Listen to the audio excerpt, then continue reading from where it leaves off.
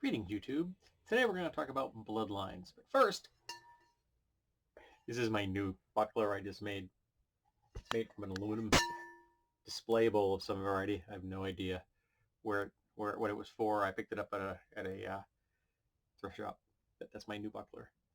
This is what a buckler looks like. You hold it in your hands. You don't strap it to your arm. Alrighty. So I was poking around the other day on RGP, the drive-through RPG, because some people on the RPG site were discussing the best possible games to use for an urban fantasy. So, but people were throwing suggestions out, and I'd heard of a lot of them. But some person had suggested something called O7. I can't remember what the O stands for.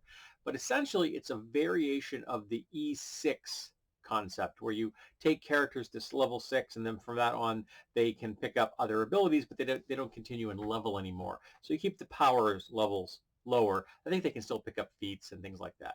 But O7 is someone else's idea based on Pathfinder First Edition, and it goes to 7th level, and then you probably get some kind of abilities. I haven't read it yet, and I'm kind of interested in it. I probably will still pick it up eventually.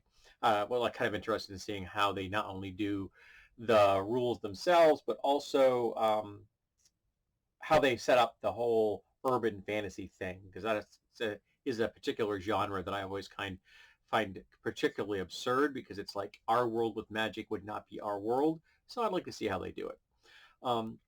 But one of the things the game world that this O7 is being built around for this genre is got bloodlines in it. And I was reading that, and it's not a shot at the people who made the game, but I realized there's lots and lots of narratives out there, both in role-playing games and books and films and TV shows, where unless you have a specific bloodline, you don't get the power. Harry Potter, Buffy, lots of stuff in fantasy and science fiction are all about that. You have to, Jupiter ascending, you have to have the right genes, be it science fiction or fantasy, or you don't get access to the power. Now, like some games, for example, D&D and Pathfinder, get around that, but there are bloodline classes like sorcerer. You were born with the ability to be a sorcerer. Some mingling of your heritage in the past has made you get an access to magic that just kind of like it's at your fingertips. It just flows through you, kind of thing. You never had to work for it. It's all force of will. But you can also do other things in those games to acquire magic. You can go divine route. You can go wizard, just become a really, just grind those books. You could become a bard. And if you allow psionics in your games, like the Dreamscarred Press's work for first edition Pathfinder, that's a plethora of other options for magic. It's not burned into your genes. Everybody can access those things, unless your campaign specifically says you have to have a certain heritage to have psionics. I guess you could do that too if you wanted to. But reading it now in the year 2022, the whole idea of bloodlines really rubs me the wrong way. And why? Equity or inequity. Because it just smacks too much of the real world for me.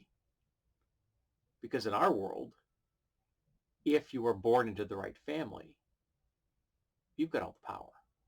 And you'll always have all the power. And if you're born into the wrong family, you'll never have the power. No one in your family has the power, and you never will. And that bugs me. There's something about it that just now, at 57 in the year 2022, it just makes me think of the injustice and unfairness of our world. I can't separate it anymore. I understand the whole, seventh son of a seventh son kind of thing. Yeah, I get it. The mystical destiny, sure, I'm right there with you. I understand it.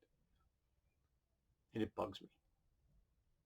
And I know that people are going to say that I'm being political, but there's an old saying that it's all politics. Yeah, there's no such thing there's no such thing in the world that isn't somehow connected to politics. Um, and I guess in my games, I want there to make sure there's always going to be options where people that don't have it in their blood can do the thing. They have access to the power. Wizards, bards, priests, psionics, things like that. So long as those options exist, I'm okay if some of the people in the game have access to the power purely through their heritage. I got no problem with that. I do have a problem with it when it's the only path to power. When only people with the right heritage, the right blood, will ever be able to wield magic. That seems unfair.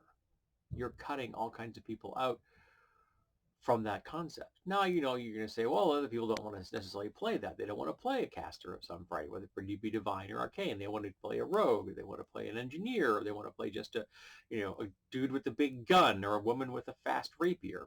I get that. But none of those people ever had an option. Now you're going to say, well, the player could have chosen that. Well, yeah, but how many, is a group going to have nothing but casters in it? It's been done, but it's not common. But in the world, they didn't have a choice. Those rogues and those fighters and those engineers didn't have access to magical power because it wasn't in their blood.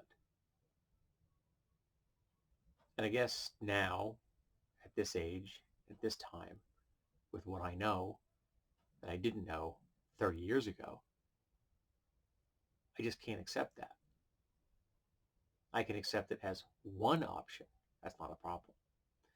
But I do have a problem when it's the only route to power. And if you're not born into it, you're never going to get it.